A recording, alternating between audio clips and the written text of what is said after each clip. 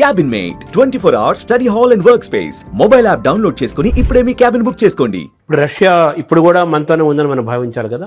అంతేనండి, రష్యా పరిపూర్ణంగా భారతదేశంతోనే ఉన్నది. భారతదేశం కూడా దౌత్య సంబంధాలు రష్యాతో చాలా చక్కగా చూసుకుంది. రష్యాకి కావలసిన మార్గద్రవ్యం అంతా కూడా మనం రష్యా ఆయిల్ ద్వారా మనం అందించాం.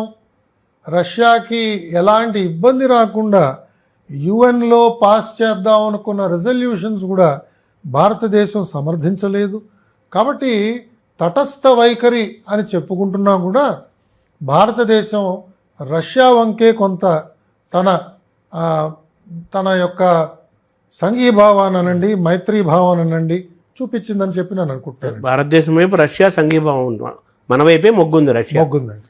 అమెరికాని ఎలా చూడాలి సార్? అమెరికా మనం చూసాం. ఎందుకంటే ప్రధానంగా ఈ సంఘటన జరిగింది కూడా అమెరికా ఉపరాష్ట్రపతి మన దేశంలో పర్యటన చేస్తున్నప్పుడే జరిగింది. ఇంతకు పూర్వం కూడా వారి రాష్ట్రపతి భారతదేశంలో ఆయన టూర్ చేస్తున్నప్పుడు ఒకసారి జరిగింది.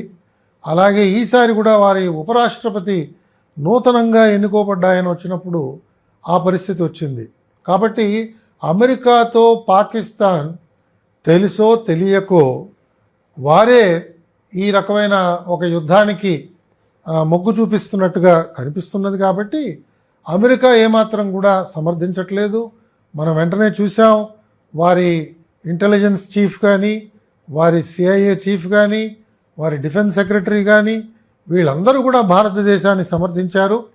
బహుశా భారతదేశం యొక్క మంత్రాంగంలో వారందరూ కూడా నిమగ్నమయ్యి ఏ విధంగా పాకిస్తాన్కి ఒక బుద్ధి చెప్పాలి, పాకిస్తాన్ ప్రేరిత ఉగ్రవాదానికి ఏ విధంగా చరమగీతం పాడాలి అన్నది బహుశా రచిస్తున్నారని మనకు అనుమానాలు వస్తున్నాయండి. సుమన్ టీవీలో మీ పర్సనల్ అండ్ బిజినెస్ ప్రమోషన్స్ కోసం కింది నెంబర్కి కాంటాక్ట్ చేయండి.